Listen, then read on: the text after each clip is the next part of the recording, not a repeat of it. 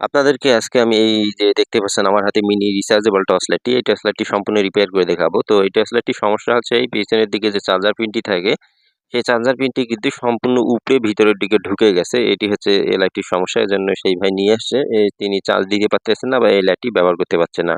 তো আমি আজকে সম্পূর্ণ এই লাইটটি প্রসেস বাই প্রসেস আপনাদের রিপেয়ার করে দেখাবো। তো আপনারা অবশ্যই পুরো ভিডিওটুকু দেখবেন। ২ থেকে ৩ মিনিটের ভিডিও হবে।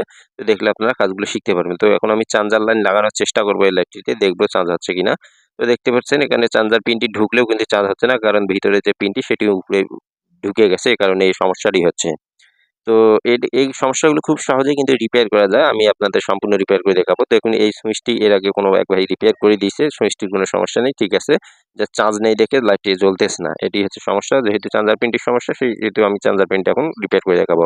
এজন্য আমি স্ক্রুড্রাইভার দিয়ে নাটটি খুলে নিতেছি। তো আপনারা আশা করি পুরো ভিডিওটুকু দেখবেন। পুরো ভিডিওটুকু দেখে যদি ভিডিওটি ভালো লাগে অবশ্যই আমার চ্যানেলটি সাবস্ক্রাইব করে চ্যানেলটির সাথেই থাকবেন। তো সামনের অংশটুকু আমি খুলে নিলাম, দেখতে পাচ্ছেন।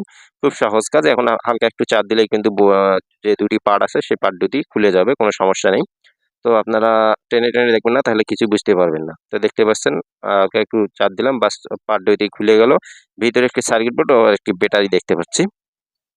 এখন আমি সম্পূর্ণ সার্কিট বোর্ডটি বডি থেকে আলাদা করে রিপেয়ার করে তারপর সেট করে দিব। তো চলুন আলাদা করে নেই।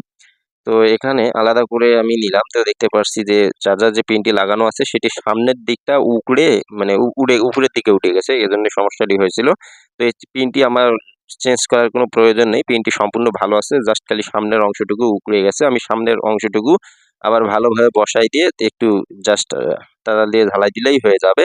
কোনো সমস্যা নেই। তো এই লাইটটি রিপেয়ার করতে ৳১ খরচ হবে না। বাসাবাড়িতে জাস্ট একটি তাতাল থাকলেই কিন্তু রিপেয়ার করা যাবে। কোনো সমস্যা নেই। তো দেখুন আমি ভালোভাবে বসাই দিলাম।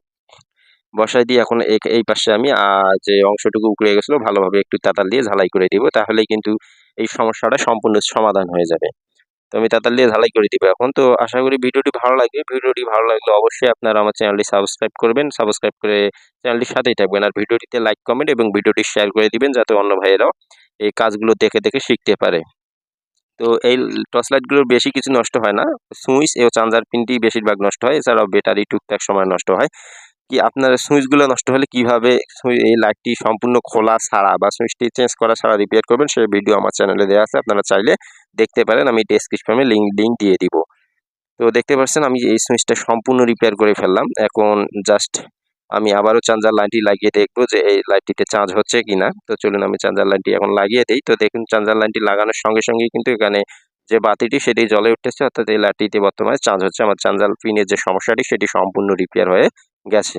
আমি আবারও লাগিয়ে দেখাবো। তো চলুন আমি লাগিয়ে দেই। দেখুন এখন বাতিটি জ্বলতেছে, অর্থাৎ লাইটটি এখন আমার সম্পূর্ণ ঠিক। এখন আমি লাইটটি যদি চালু করি দেখুন জ্বলতেছে। এর আগে কিন্তু লাইটটিতে চার্জ শেষ হয়ে গেছিল যেহেতু চার্জার পিনটি নষ্ট ছিল, এ কারণে জ্বলেনি।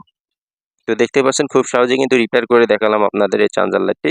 তো আশা করি ভিডিওটি ভালো লাগবে। ভিডিওটি ভালো লাগলে অবশ্যই আপনারা আমার চ্যানেলটি সাবস্ক্রাইব করবেন। তো চলুন আমি বডিতে লাগিয়ে দিয়ে আবারও আপনাদের চার্জে লাগিয়ে দেখাবো এবং লাইটটি জ্বালিয়ে দেখাবো। তো এই লাইটগুলো যখন সুইচ নষ্ট হবে আপনারা লাইটটি খোলা ছাড়া বা সুইচটি চেঞ্জ করা ছাড়াই কিন্তু রিপেয়ার করতে পারবেন উপর থেকে। সেই ভিডিও আমি এই ভিডিওর ডেসক্রিপশনে লিংক দিয়ে দিব। তো চাইলে ভিডিওটি দেখতে পারেন। তো আপনাদের অনেকের কাজে লাগবে। যখন সুইচ নষ্ট হয়ে যাবে তখন কিন্তু রিপেয়ার করা ছাড়া বা লাইটটি খোলা ছাড়াই কিন্তু বাসায় বসে রিপেয়ার করে নিতে পারবেন। তো দেখতে পাচ্ছেন এই লাইটটি কিন্তু এখন জ্বলতেছে, কোনো সমস্যা নেই।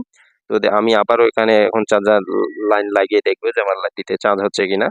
তো এখন আমার ইনশাআল্লাহ চার্জ হবে। আমি যেহেতু চার্জার পিনটি ঠিক করে নিচ্ছি, দেখুন চার্জ হচ্ছে। আর আমার কোনো সমস্যা নেই। তো এখন আমি লাইটটি জ্বালাবো। তো দেখতে পাচ্ছেন লাইটটি এখন ঠিকঠাক জ্বলতেছে। তো আশা করি ভিডিওটি ভালো লাগবে। ভিডিওটি ভালো লাগলে অবশ্যই আমার চ্যানেলটি সাবস্ক্রাইব করবেন।